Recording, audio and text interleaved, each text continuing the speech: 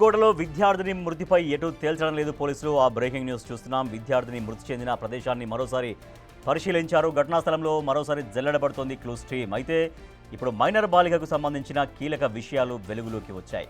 విద్యార్థిని ఒంటిపై గాయాలు ఉన్నట్లు తెలుస్తోంది. తల, కంటిపై తీవ్ర గాయాలతో పాటు విద్యార్థిని మెడ, భుజంపై కూడా గాయాలు ఉన్నట్టు తేలింది. కాలి పాదాల వద్ద తీవ్ర గాయాలు ఉన్నట్టు తేలింది. నిన్నటి వరకు విద్యార్థిని ఒంటిపై గాయాలు లేవని చెప్పారు పోలీసులు. తాజాగా వెలుగులోకి వచ్చాయి ఈ విషయాలు. విద్యార్థిని ఒంటిపై ఉన్న గాయాల ఫోటోలు వచ్చాయి. ఇవన్నీ చూస్తే విద్యార్థినిపై దాడి చేసి హత్య చేసినట్లు అనుమానాలు బలపడుతున్నాయి.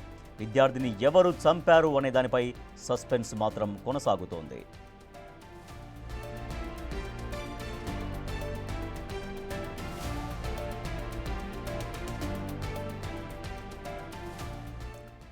గండికోటలో స్టూడెంట్ విద్యార్థిని హత్యకు సంబంధించి ఇంతవరకు సస్పెన్స్ కొనసాగుతుంది. మిస్టరీ వీడట్లేదు. ఎవరు హత్య చేశారనేది ఇంకా పోలీసులు తేల్చలేకపోతున్నారు. అయితే నిన్నటిదాకా ఆ విద్యార్థిని ఒంటిపైన గాయాలు లేవు అన్నారు. కానీ ఇప్పుడు గాయాలు ఉన్నటువంటి ఆ ఫొటోస్ బయటకు వచ్చాయి. మా ప్రతినిధి శివ మరింత సమాచారం ఇస్తారు. శివ, అమ్మాయిపై గాయాలు లేవని నిన్నటిదాకా చెప్పారు. కానీ ఫొటోస్ రావడంతో ఆమెని కొట్టి తర్వాత హత్య చేశారనేది అనుమానాలు వ్యక్తమవుతున్నాయి. సో పోలీసుల దర్యాప్తు ఎట్లా కొనసాగుతుంది? ఇప్పుడు మరోసారి క్లూస్ టీమ్ అక్కడ ఎటువంటి ఆధారాలు సేకరిస్తుంది గండికోటలో?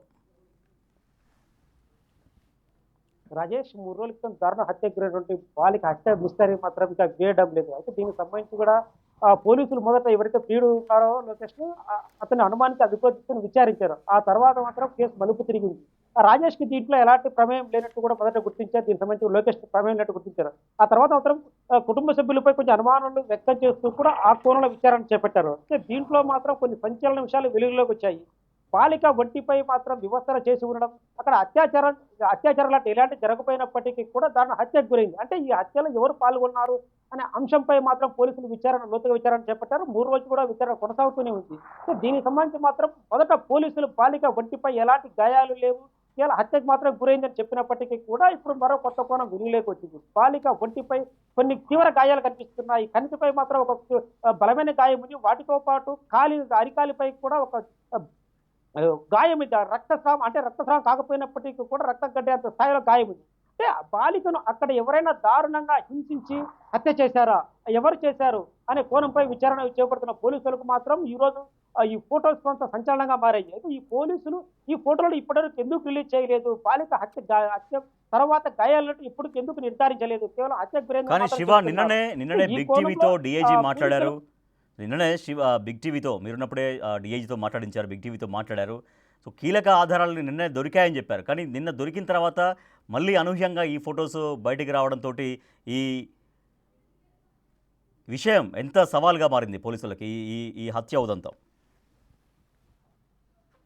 రాజేష్, ఇప్పటివరకు పోలీసుల విచారణలో భాగంగా కొంత అయితే ప్రాథమికంగా వాళ్ళకి ఆధారాలను చెప్పారు. అయితే నిన్న మాత్రం డిఐజీ బిగ్ టీవీతో మాత్రం ఆయన ప్రత్యేకంగా చెప్పారు, మా దగ్గర కీలకమైన ఆధారాలను ఇప్పటికన్నీ సేకరించాం, ఈరోజు రాత్రి 9 లోపు వీటి ప్రెస్ మీట్ ద్వారా వివరిస్తామని చెప్పారు. అయితే మాత్రం పోలీసుల వద్ద ఉన్న ఆధారాలు ఎందుకు వెల్లడించలేదు అన్న సందేహం వ్యక్తమవుతోంది. వీటితో పాటు కూడా పోలీసుల దగ్గర కేవలం ఒక సీసీ ఫుటేజ్ మాత్రమే ఉంది. సాంకేతిక ఆధారాలు లేవు. ఎవరైతే హత్య చేశారో వాళ్ళకు సంబంధించిన కాల్ డేటా ఆధారంగా విచారణ చేపట్టినప్పటికీ కూడా వాళ్ళకు సాంకేతిక ఆధారాలు ఎందుకు లభించాయి అనే దానిపై కాస్త సందిగ్ధంగా మారింది. అయితే వీళ్ళు ఈ నేపథ్యంలో పోలీసులు మళ్ళీ కేసును మొదటి నుంచి కూడా విచారణ చేపడుతున్నట్టు తెలుస్తోంది. ప్రతి అంశాన్ని మళ్ళీ క్షుణ్ణంగా పరిశీలిస్తున్నారు. లోకేష్ తో పాటు మరికొందరిని కూడా విచారిస్తున్నట్టు తెలుస్తుంది. ఇక్కడ జమ్మలమడుగు నుంచి కూడా గండికోట వరకు ప్రతి ఒక్కరిని కూడా గండికోట ప్రాంతంలో ఉన్నటువంటి స్థానికులను కూడా విచారణ చేపడుతున్నారు. వీటితో పాటు ఘటనా స్థలాన్ని కూడా మరోసారి జల్లడబెట్టారు. ఘటనా స్థలంలో హంతకులకు సంబంధించి ఏదైనా ఆధారాలు ఉన్నాయా, సో ఈ నేపథ్యంలో ఆ ప్రాంతాన్ని మొత్తం జాడపెట్టారు. ప్రతి అంశాన్ని క్షుణ్ణంగా పరిశీలిస్తూ ఆ ప్రాంతం అంతా ఒకసారిగా మరోసారి పరిశీలిస్తున్నారు. అయితే ప్రస్తుతానికి చెబుతున్నది మాత్రం బాలిక ఒక చెవికమ్మ మిస్ అయినట్టుంది. అంటే చెవికమ్మ ఆ టైంలో ఎందుకు గుర్తించలేదు, ప్రాథమికంగా ఎందుకు గుర్తించలేదు, పోస్ట్ మార్టం నివేదిక అప్పుడు కూడా పోస్ట్ మార్టం చేసంలో ఎందుకు గుర్తించలేదు, సో ఇప్పుడు మాత్రమే ఎందుకు వాటిని మరి మరోసారి వెతుకుతున్నారు. అంటే దీంట్లో మరి ఏమైనా కోణాలు ఉన్నాయా, మరి ఏమైనా విచారణలో అక్కడ ఏదైనా మిస్ అయిందా, మరి ఏమైనా సాంకేతిక ఆధారాలు లభిస్తాయా, హంతకులకు సంబంధించి కూడా ఏవైనా వస్తువులు అక్కడ దొరుకుతాయా అనే కోణంలో విచారణ చేపడుతున్నట్టు తెలుస్తోంది. Rajesh, right, thank you Shiva.